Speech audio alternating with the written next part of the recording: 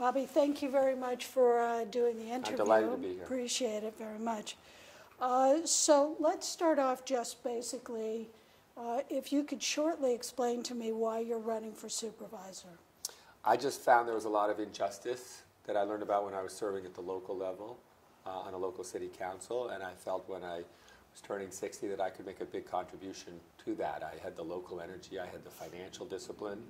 I was not a status quo type person. I came from outside the system, and I felt the system, as I had observed it over 8 years of being in local office, could use a little shaking up.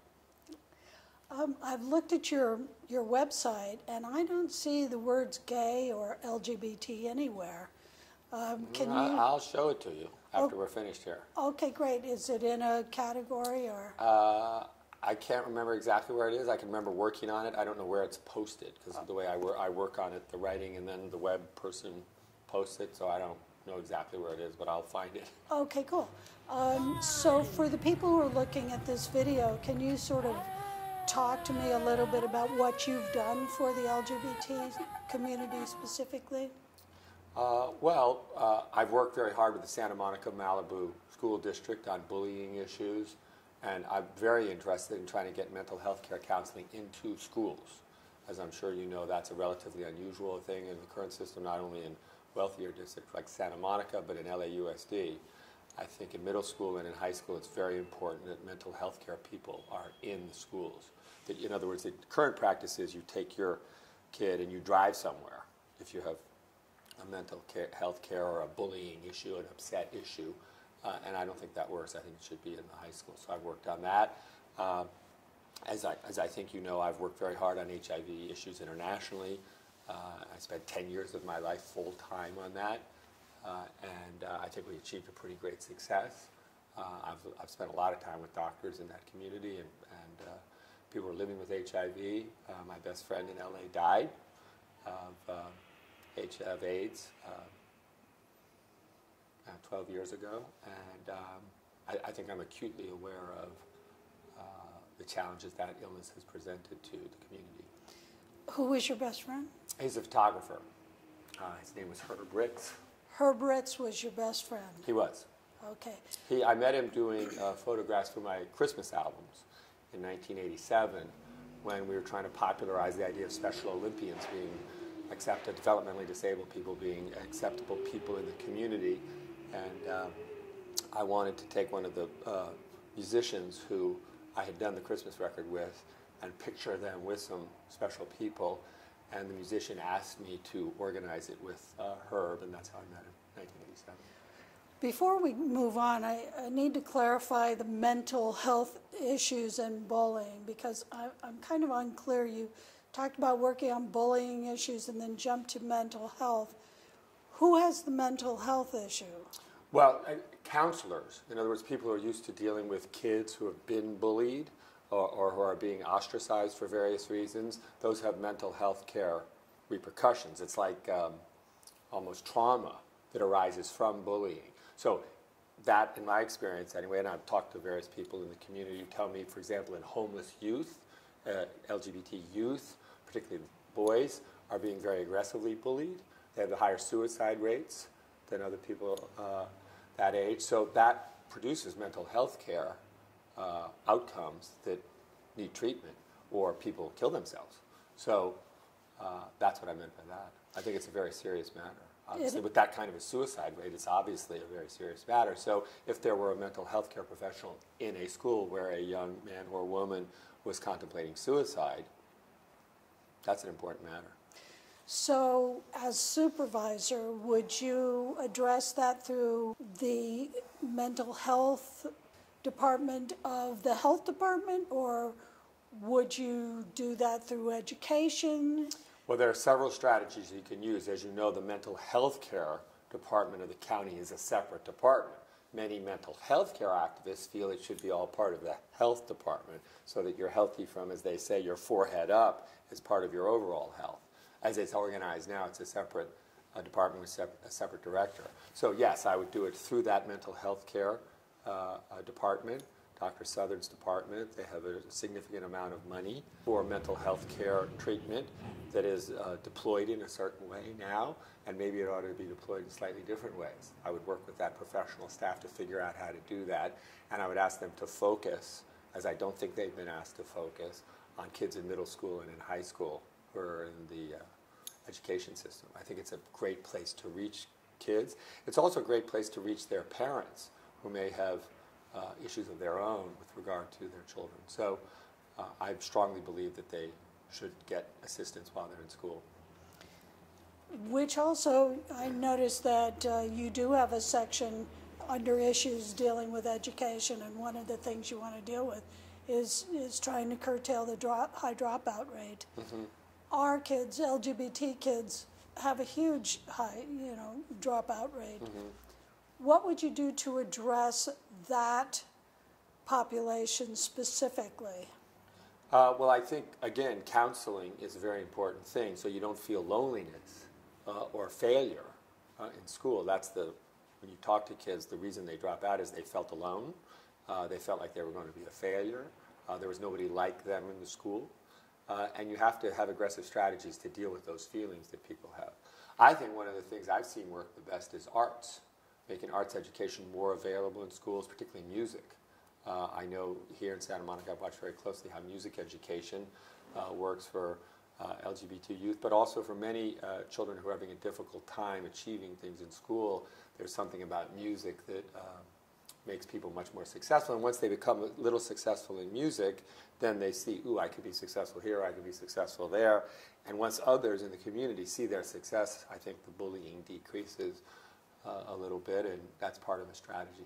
The county has tremendous arts assets, as I know you know, and pushing those arts assets out into the community from LACMA and other institutions is a priority of mine. But getting back to specific LGBT dropout programs within the education system itself, do you have a Project 10? The way I work, I'm sorry, I interrupted you. The way I work is I always like activists in the community to come to me. Part of what for example, when I worked on debt relief and or HIV really, it was because activists in that community came to me and said, hey, we got a problem, but we don't know how to sort it out. Can you help us? And I got involved. I began to feel the injustice of the debt relief issue and obviously of the HIV issue when you had 45,000 people who had medicine out of 8 or 9 million who were infected. That's where we stood in the year 2000. So it was so horrifying and deeply unfair that I thought, I got to work on this full time, which is what I did. So, I'm looking for programs. Part of the thing I think that makes me an appealing candidate, in contrast to my opponent, is I'm actively out in the community looking for programs, looking to meet people and asking them, tell me what you think the county should do differently. I've done, as I think you know, 5 or 6 meet and greets a day since the middle of January. I've traveled to all over the San Fernando Valley and all over the 3rd District, meeting local leaders, local organizers. John Duran, who ran against me in the primary, is working actively with me now. He's taken me to various facilities in West Hollywood that he and his colleagues are working on there and have built there. Diane Abbott, who's a leader, has endorsed me, and I'm listening closely to their ideas for programs, and I want to execute for them. I think that commitment to listen is a really distinctive quality for people who like local government. In other words, you're not good at local government if you don't like listening to people. If you're sort of like to sit in your room, read books, make policy, think things through, the kinds of things that I did when I was in graduate school, you probably wouldn't be good in local government.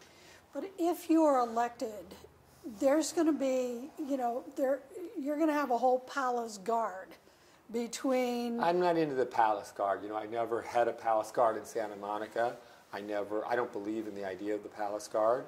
But nonetheless, there's going to be a bureaucracy that people I hope not. Really, honestly, I hope not. Because for me, part of the fun, honestly, of doing the job will be the contact with constituents who come in and go, you're doing a terrible job on this and you better fix it.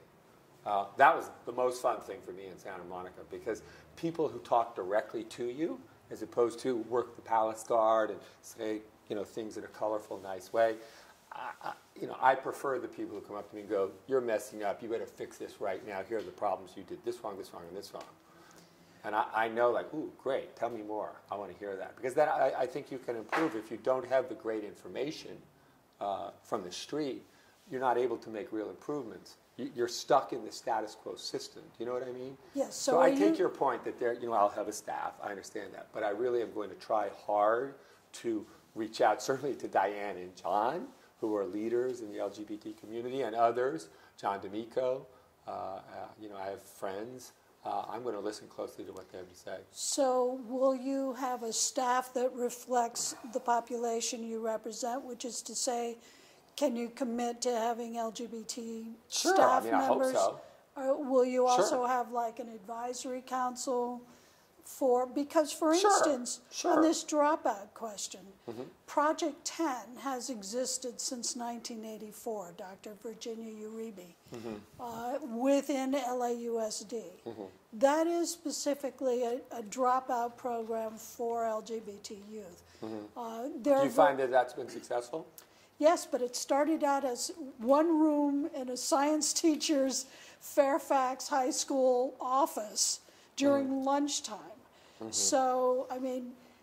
Well, that's the kind of thing, I'm sorry to interrupt you, I could bring that to scale. So, you think about, my mom had a camp in her backyard in Maryland where she had developmentally disabled people come and play sports. She took that to scale and called it the Olympics, the Special Olympics, right? My dad used to go to Europe in the summers to earn money. He took that to scale for young Americans, called it the Peace Corps, right? We thought there was an emergency in HIV, and we started a thing called RED for the emergency. RED is red stuff. I have red stuff on here to get a portion of the money for HIV treatment. So if I find a thing in a Fairfax school and I see a person working on that that's great, I'm going to try to do whatever I can to bring that to scale. But will you have people scouting such programs Absolutely. For you? That's the fun part. Honestly, I don't mean that I think, I'm just going to have fun being a county supervisor, but I think the exciting thing is to find information and scout out smart people and go, ooh, we got a smart person over here, let's go visit their thing. That's what I've been doing for 10 months, trying to find those people, look for them. I started out, after I got out of college, as a reporter. And part of the fun of being the reporter was trying to figure out who's a good source, what's the story, and who really is telling you the truth. And in a funny way, to be a good local official, you need some of those skills. You need to be able to assess, okay, now who are the smart people? Is it this person in Fairfax? What are they doing differently than the person in San Fernando or Van Nuys? And how can we make them work together? Is there some angle on this that we could scale? Then how do you convince your colleagues, two of whom will be Republicans? How will I convince them, ooh, I got a great idea here in Fairfax, we should bring this countywide, or we should do a pilot project here in the 3rd District? How will I be able to convince them of that? Yes, but one of those Republicans, Don Knabe, is an old-fashioned country club Republican who has a lot of LGBT people in his Long Beach district. So, such a pilot project might be of interest to him. I hope so. He's endorsed me, as I think you know, as head supervisor in Antonovich. Which is why I brought it up. And I have worked, in getting the money for the plan for AIDS release, the president's plan for AIDS. We worked closely with George Bush and the Republican-controlled Senate, Senator Helms and various other people who a lot of people wouldn't have wanted to work with, but we got $15 billion there. So that energy that, I work with people who are maybe not exactly like me or not exactly from the same background I'm from. I do so respectfully, and I'm able to get them, after a period of time, to work with me on things. I don't do exactly everything I want all the time, because you have to compromise. But I did get that money for HIV in Africa, and I'm going to put that same energy, I'll tell you something, I'm going to put that same energy into the county. Let me, since you bring up one in red, one of the people on your board is the Minister of Finance from Nigeria. Ngozi Awela, yes. A very brilliant woman. She was interviewed by Fareed Zakaria on CNN about the anti-homosexuality law in Nigeria. And she said, don't judge us, for that law, that America has its own homophobia problems. But as you're probably aware, there have been witch hunts against gay people in A lot were Nigeria, very bad. in particular, and Uganda and elsewhere, Gambia. And one of the places that they go are AIDS clinics. So I'm wondering if you've spoken with her about the anti-homosexuality law and, how you might protect any of those people in the AIDS clinics, gay people in particular. Well, we work with all the governments where the AIDS clinics exist that are funded by the United States of America and or by our RED initiative to make sure that there is a respect for every person in the clinic. We're not the police in foreign countries, and obviously we're a philanthropy, so we don't have the authority to go into a country and enforce their law or change their law. But we've expressed, I think, very clearly to everybody we talked to, and we talked to people in addition to Ngozi Awelo, as you said, in East Africa and elsewhere, that these laws don't reflect American values or the way the Americans see the world, and that we expect respect for people. We work hard at that, but you can't enforce the law in another country. It's not possible. But I mean, you can do advocacy, and you can be sure that we're doing advocacy, aggressive advocacy, absolutely, 100%. I mean, because as you know, President Obama held this African Leaders Summit, and she attended, as I understand. And they're talking about bringing economic development to African countries. And one of the things that has been discussed following that several days meeting is about having companies that have pro-LGBT policies, thinking twice about going into countries that have anti-LGBT laws. Because if they have LGBT workers, they're putting their workers at risk in those countries. So how do you, as a philanthropic organization, say, we want to do this, but at the same time we'll turn a, we understand we can't change your law, so we're going to turn a blind eye. I mean, well, I don't think it's fair to say we turn a blind eye. I think we turn a very sharp eye and speak to people very directly about our values and our expectations. We have no authority to compel them to do it. That's all I was trying to say. No blind eye going on. Look, I think it's a struggle. I mean, we know here in America, we're celebrating the Supreme Court decision 2 days ago. 2 days ago in America, where all men and women are created equal and endowed by their Creator with certain inalienable rights. More than 200 years. 200 years. I mean, think about it. When Equality California started here, who would have thought you'd be where you are today as a community, right? Incredible political accomplishments by generations of activists working hard and dying domestically for their beliefs. So those kinds of social revolutionaries will have to arise in Nigeria and elsewhere in Africa. They will have to come from the values of those communities, and they will have to struggle, as the LGBT community has struggled in this country, to achieve complete freedom. I mean, they will have to. There's no activists in America who will be able to sort out the law of Ghana.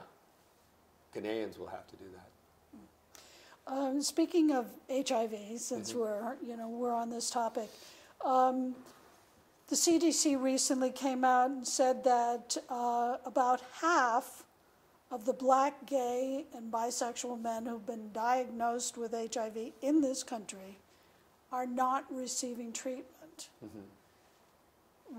That includes Black, gay, and bisexual men in Los Angeles County. Given your AIDS background, do you have any plan on attacking that very important issue? I wouldn't say I have a plan. I would say I have a sensitivity to it. I think these tend to be younger men, and they tend to think, and this is a marketing challenge within that community, they tend to think, oh, I'll be all right. If I get sick, I'll go get the medicine, because they know that the medicine exists, the ARVs exist. So we need to have a campaign, really, a marketing campaign to them saying, safe sex, this is not a thing that is like another illness. Yes, there's medicine, but you've got to be very careful here. This is not playing around, and we need to market those ideas in that community. We can't be taking out ads elsewhere. It's a very challenging thing. I mean, I think John and his colleague John D'Amico did. It's a different issue, of course, completely different issue. But I don't know whether you're familiar with the bus that they put there that runs up and down Santa Monica Boulevard at night. They changed the way the bus was marketed. It wasn't working, and they put rock and roll music on it. They painted it differently, and now everybody rides the bus. And they changed the concept. So it was the marketing of a public transportation service. So don't get drunk and drive up and down Santa Monica Boulevard. Take the bus. Wasn't working. It started working when they changed it. So here you have a thing where public education isn't working because of the statistics you just mentioned. So to me, that means we have to change the way we're marketing those things in a way that people can learn and keep themselves safe. Well, I don't know if you're aware of this, but a lot of the young black, gay, and bisexual men are not, no longer really partying in South LA. They're coming to West Hollywood, which is why, in the meantime, men in particular, and AIDS, in conjunction with AIDS Healthcare Foundation, posted a huge billboard on Santa Monica Boulevard, specifically addressing black gay men.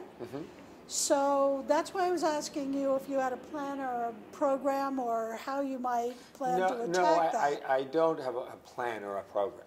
I don't have a plan or a program. What I have is friends, and I expect them to bring me a plan or a program to study it and come and say, hey, listen, we're going to do this. We're going to change it up. We've thought these smart things through. Give us this much money, and we're going to do it. As the supervisor, it seems to me that's more my job than to go out and develop a specific plan about that community or any community. I would say the same thing about, transportation advocates in Pacoima. You have an issue you think is important, please come to me. I'm all ears. I want to listen to you. There's no palace guard. You come here, you sit down, you tell me your story.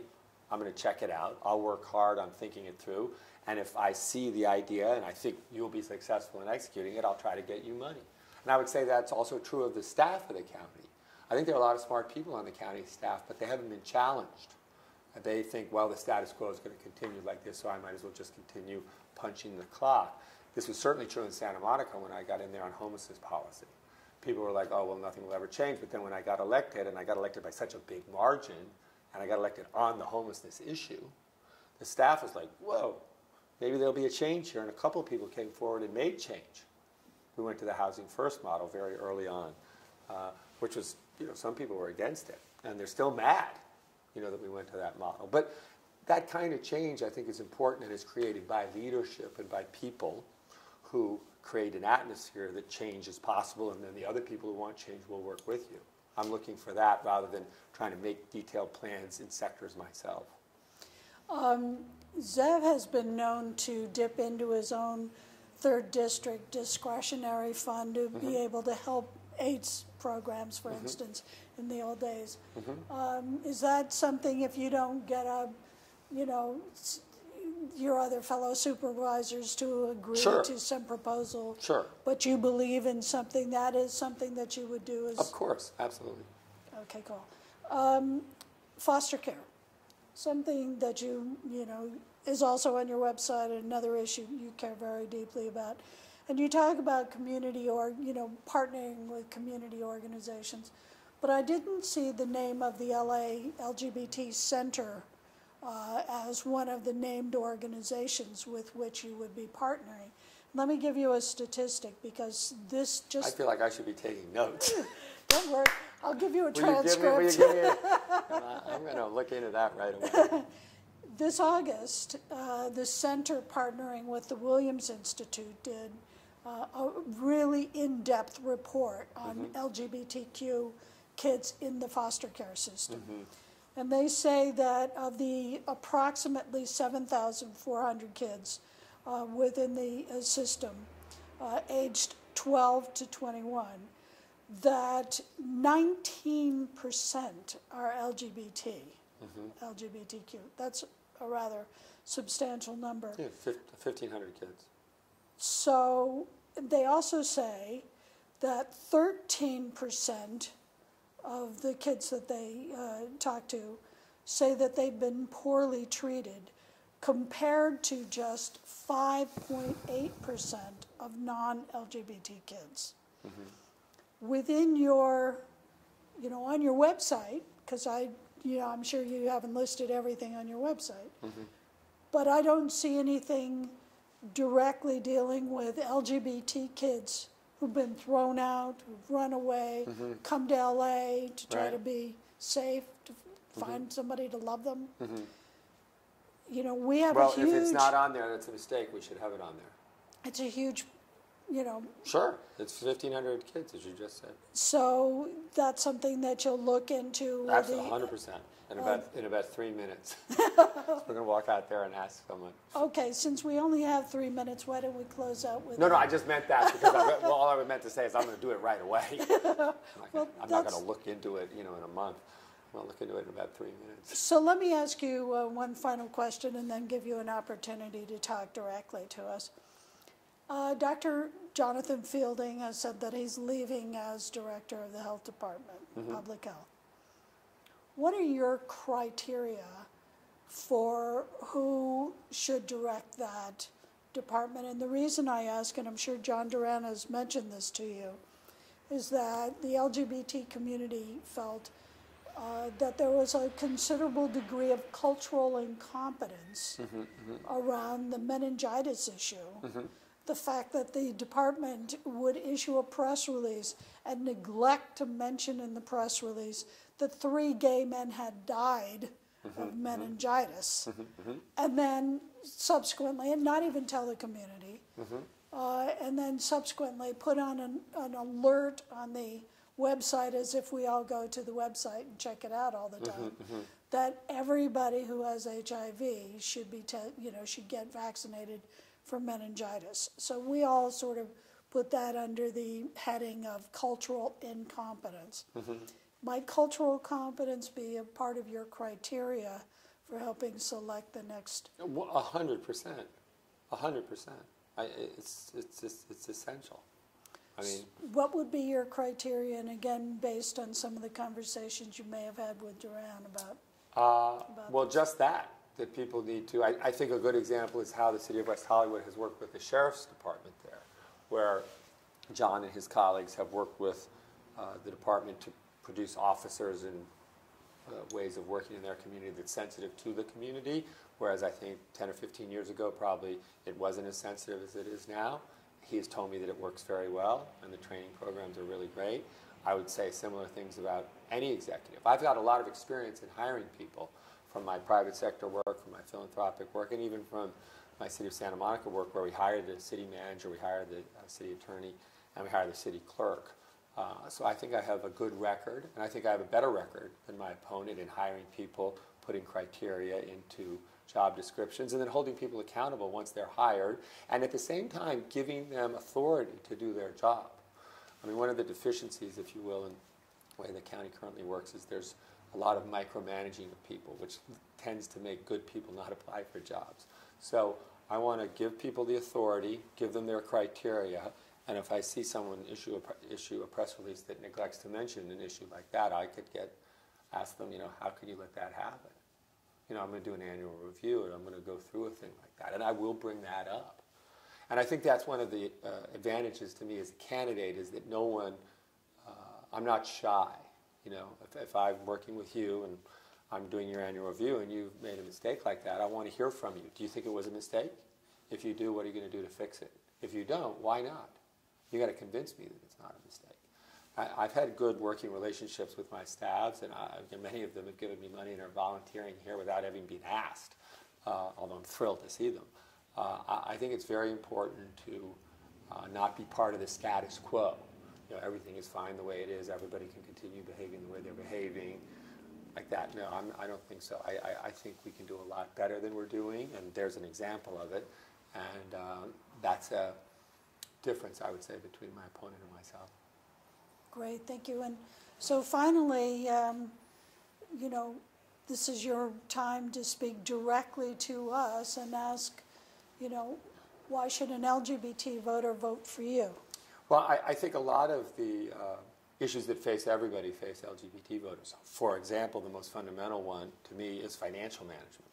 If you don't have the finances of the county properly monitored and reviewed, all the social issues that we care about won't be able to be financed. Zev has done a good job, I think, of holding the line on spending. I want to do that. I am not a spend a lot of money type person. I'm very rigorous on the budget because I want to have money to do things. The second thing, most important thing to me, is the local versus Sacramento training. If you've been in Sacramento 15 years and suddenly you arrive in LA County and say, hi, I'm from Sacramento, I'm here to help. Is that something that people really want to hear? Has that been successful? Sacramento training to a local agency? I don't think so. Zev was a local person. Ed Edelman before him was a local person. I think people who are attracted to local government are more suited to the county. So I'm different than my opponent. She's never worked in local government. As smart a person as she is, and I take nothing away from her as a smart person, her temperament and career has been in state government. The county is not a state government. It's a local government. And listening to people is important. And then the third thing is the status quo versus change. I think all LGBT people that I know and am friendly with want change. They don't think things are going great. Look at the jail. You've got 19 cops indicted by the federal grand jury. There may be a consent decree takeover of the jail. You know, the foster care system, not only is to LGBT youth, but to other youth, is working at ridiculous ratios, sometimes 30 to 1 of social workers to kids. So, you know, we can do a lot better than what we're doing, and whether you're LGBT or straight or whatever you are, I'm going to make your quality of life better. The transportation system, which we haven't even discussed yet, the transportation system, building out the purple line without changing the route. My opponent has said she'd be willing to change the route, which risks the financing of that. The federal financing, as Zev has said in public, it risks the financing to start talking about changing the route. I'm not going to talk about changing the route. I'm going to build it along the alignment that has had a lot of public process, that Zev has favored and consulted members of the community, and we need to get that built. We need economic growth. So these are maybe not specifically LGBT issues, but they enable social services to LGBT people. They create the quality of life that all of us in Southern California look forward to, a just society, transportation. We don't spend 3 hours in our car every day. And that's what I'm offering to people in the choice on November 4th. Thank you very much. Great talking to you. Thank you for all your research. And now give me a transcript. You promised me you're going to give me a transcript of that. We're going to go out and look at the website right now and fix it. I'm going to fix my website right now. I am. I'm serious.